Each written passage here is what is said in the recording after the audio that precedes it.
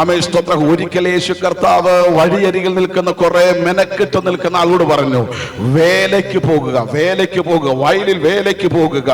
ആദ്യമായി കേൾക്കുന്നവർക്കോ വലിയ വചന പരിചയമില്ലാത്തവർക്ക് അറിയത്തില്ല. പക്ഷെ ഇത് നിങ്ങളുടെ ദൈവശബ്ദമായതുകൊണ്ട്, നിങ്ങൾക്ക് വചനം അറിയാവുന്നത് കൊണ്ട് ഇത് ആമേൻ പറഞ്ഞ് പിടിക്കണം. ഹല്ലേലൂയ. ആമേൻ. മെനക്കെട്ട് നിൽക്കുന്ന കുറച്ചുപേരെ കർത്താവ് തള്ളിവിട്ടു, വേലയ്ക്ക് പോകാൻ പറഞ്ഞു. വയലിൽ അവർ വേല ചെയ്തുകൊണ്ടിരിക്കുമ്പോൾ വഴി തലയ്ക്കൽ വെച്ച് വീണ്ടും യേശു കുറച്ചുപേരെ കണ്ടു. അവരോട് പറഞ്ഞു, നിങ്ങളും വേലയ്ക്ക് പോകാൻ പറഞ്ഞു. ആമേൻ. അവരും പോയി. മൂന്നാമത് കർത്താവ് ഒരു കൂട്ടരെയും കൂടെ പറഞ്ഞു വിട്ടു.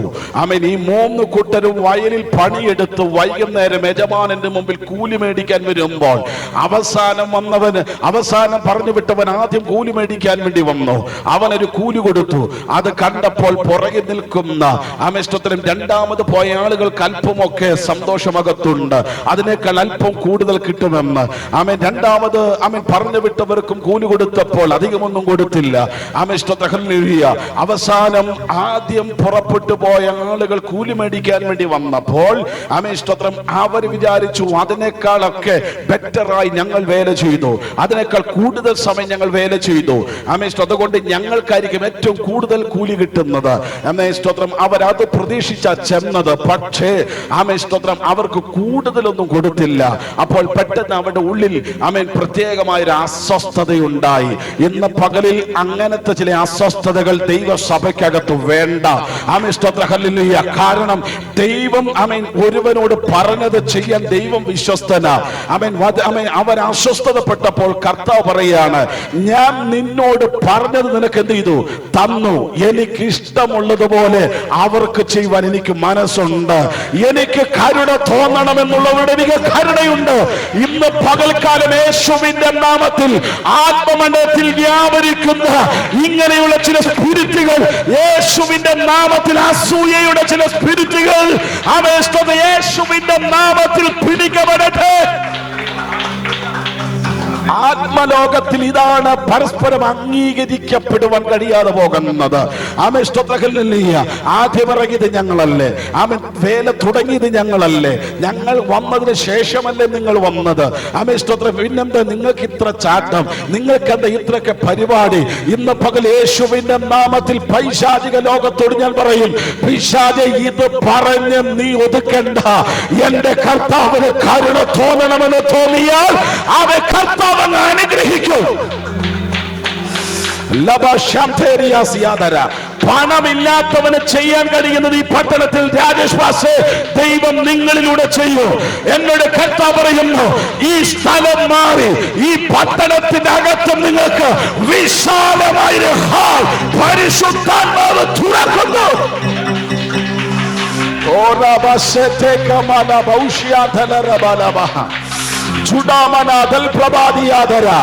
ഇന്ന് പകലിൽ ഞാൻ ആത്മാവിൽ ഇങ്ങനെ പ്രവചിക്കും, അടുത്ത പ്രാവശ്യം ദൈവം അനുവദിച്ചാൽ ഞാൻ ഈ ഫെലോഷിപ്പിൽ വന്നാൽ ഇവിടെയല്ല നിങ്ങളുടെ കൂട്ടായ്മ, മറ്റൊരു സ്ഥലത്തേക്ക് ദൈവാത്മാവ് നിങ്ങളെ ഉറപ്പിക്കുമെന്ന്, നിങ്ങളെ വിശാലപ്പെടുത്തുമെന്ന്.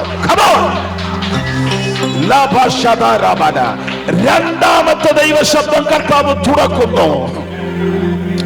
രണ്ടാമത്തെ എനിക്കറിയില്ല, കർത്താവിനോട് പറഞ്ഞ 3 ദൈവശബ്ദം തുടക്കത്തിൽ പറയണമെന്ന്. പക്ഷെ ഇങ്ങനെയൊക്കെ കർത്താവ് സംസാരിക്കാൻ എനിക്ക് അറിയത്തില്ലായിരുന്നു. ആമേൻ. രണ്ടാമത്തെ ദൈവശബ്ദം ആമേൻ പരിശുദ്ധാത്മാവ് വടിയുന്നപ്പോഴോട് പറഞ്ഞ സഭയോടുള്ള ദൈവശബ്ദം ഇതാണ്. പ്രവാചക ശിഷ്യന്മാർ പ്രവാചകനായിരിക്കുന്ന എലീശയുടെ അടുക്കൽ ചെന്ന് പറഞ്ഞു, ഞങ്ങൾ ഇരിക്കുന്ന ഇടം ഞെരുക്കമുള്ളതായതുകൊണ്ട് ഞങ്ങൾക്ക് അല്പം വിശാലത വേണം. ആ വിശാലതയ്ക്ക് വേണ്ടി ഞങ്ങൾ ആമേൻ കാട്ടിൽ പോയി മരം വെട്ടിക്കൊണ്ടുവരട്ടെ. ആമേൻ. വെട്ടാൻ വേണ്ടി അനുവാദം ചോദിച്ച പ്രവാചക ശിഷ്യന്മാർക്ക് അനുവാദം കൊടുത്ത പ്രവാചകൻ ആമേൻ അവരെ പറഞ്ഞു വിടുമ്പോൾ പ്രവാചകനോട് പ്രവാചക ശിഷ്യന്മാര് പറഞ്ഞു, പ്രവാചകനെ അങ്ങും കൂടെ ഞങ്ങളുടെ കൂടെ വരണം. സ്തോത്രം. ഹല്ലേലൂയ. ഇന്ന് പകൽ ദൂത് പറയാം. ആമേൻ. സ്തോത്രം. ഇരിക്കുന്ന ഇടം വിശാലമാണെങ്കിൽ, ഇരിക്കുന്ന ഇടം ഞെരുക്കമാണെങ്കിൽ അതിനെ വിശാലമാക്കുന്നത് പ്രവാചക ശിഷ്യന്മാരല്ല, അവിടെ കൂടെ നടക്കുന്ന സാന്നിധ്യമാണ്. ഇന്ന് പകൽക്കാലം പലർക്കുമില്ലാത്ത ദൈവ സാന്നിധ്യം, പലർക്കുമില്ലാത്ത അഭിഷേകം നിന്റെ തലയ്ക്ക് മുകളിൽ പോയി മരം വെട്ടിക്കൊണ്ടിരിക്കുമ്പോൾ വെട്ടുന്ന കോടാലി ഊരി വെള്ളത്തിൽ പോയി. വെട്ടുന്ന കോടാലി ഊരി വെള്ളത്തിൽ വിശാലത നിന്നു. സ്തോത്രം, ഹല്ലേലൂയ. കാരണം ഇനി മരം വെട്ടിക്കൊണ്ടുവരാൻ അവർക്ക് കഴിയുന്നില്ല, അതിനുള്ള ആയുധം അവരുടെ കയ്യിലില്ല. ആമേൻ. വെട്ടിക്കൊണ്ടിരിക്കുമ്പോൾ അത് ഊരി വെള്ളത്തിലേക്ക് പോയി. പക്ഷേ ആമേൻ, അകത്ത് വീണ ദൈവിക ദർശനത്തിന് വേണ്ടി ആമേൻ സ്തോത്രം ഊരിപ്പോയത് ആമേൻ കളഞ്ഞിട്ട് പോകാതെ പ്രവാചകന്റെ അടുക്കൽ ചെന്ന് കാര്യം പറഞ്ഞപ്പോൾ പ്രവാചകനൊരു കൊമ്പ് വെട്ടിയിട്ട് നഷ്ടപ്പെട്ടു പോയത് പൊങ്ങി വന്നതുപോലെ പരിശുദ്ധാത്മാവ് പറയുന്നു, ചില സ്പോൺസർമാരെ കർത്താവ് നിനക്ക് വേണ്ടി എഴുന്നേൽപ്പിക്കും. ചില കോടാലികൾ ആയുധങ്ങൾ പൊങ്ങി വന്നതുപോലെ പട്ടണത്തിൽ ചിലരെ നിനക്ക് വേണ്ടി ദൈവം എഴുന്നേൽപ്പിക്കും. എന്നോട് കർത്താവ് ഇങ്ങനെ പറയാൻ പോകുന്നു, താഴെ പോയിട്ടുണ്ട്, പക്ഷെ പൊങ്ങി വന്നത് അവന്റെ കോടാലിയാ. ഇന്ന് പകൽക്കാലം യേശുവിന്റെ നാമത്തില് നിന്റെ ശുശ്രൂഷയ്ക്ക് വേണ്ടി നിന്നോട് ചേർന്ന് നിൽക്കേണ്ട, നീയുമായി കണക്റ്റഡ് ആകേണ്ടതിന് ഇന്ന് പകലിൽ ദൈവാത്മാവ് കണക്റ്റഡ് ആക്കിയാണ്. പത്രോസിന്റെ അടുക്കിലേക്ക് ദൂതനെ പറഞ്ഞു വിട്ടതുപോലെ തടവറയ്ക്കകത്ത് കിടന്ന പത്രോസിലേക്ക് പ്രാർത്ഥിക്കുന്ന സഭ ദൂതനെ അയച്ചതുപോലെ ഈ പ്രാർത്ഥനയുടെ രണ്ടാമത്തെ പകലിൽ ദൈവാത്മാവ് പറയുന്നു, വിശാലതയ്ക്ക് വേണ്ടി പട്ടണത്തിന്റെ നടുവിൽ ഒരു വിശാലതയ്ക്ക് വേണ്ടി, ആത്മീക ശുശ്രൂഷയുടെ വിശാലതയ്ക്ക് വേണ്ടി പ്രാർത്ഥിക്കുന്ന സഭയെ നിനക്ക് വേണ്ടി ചിലത് പൊങ്ങി വരുന്നു. ഇന്ന് പകലിൽ ആത്മാവിനത് പിടിക്കണം. സഭ വിശാലപ്പെട്ടാൽ ഇതിനകത്തു വരുന്നവരും വിശാലപ്പെടും. ഈ സഭ അനുഗ്രഹിക്കപ്പെട്ടാൽ ഇതിനകത്ത് വരുന്ന കുടുംബങ്ങൾ അനുഗ്രഹിക്കപ്പെടും. കാരണം ഇന്ന് പകൽ ഞാൻ പ്രവചിക്കും, അവൻ സഭ മുഖാന്തരം സകലതും നിങ്ങൾക്കും എനിക്കും വേണ്ടി വ്യാപരിക്കുന്ന ദൈവമാണ്. ഇന്ന് പകലക്കാലം യേശുവിന്റെ നാമത്തിൽ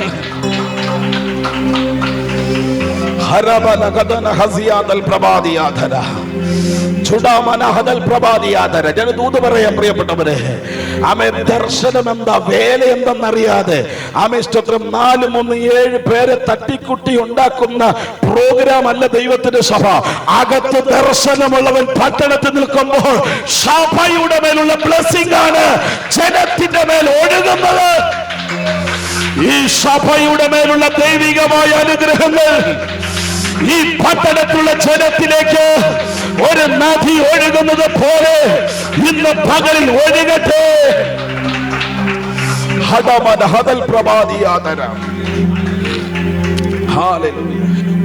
ഈ പട്ടണത്തിൽ ഒരു വിശാലത കർത്താവ് നിങ്ങൾക്ക് വേണ്ടി തുറക്കുകയാണ്.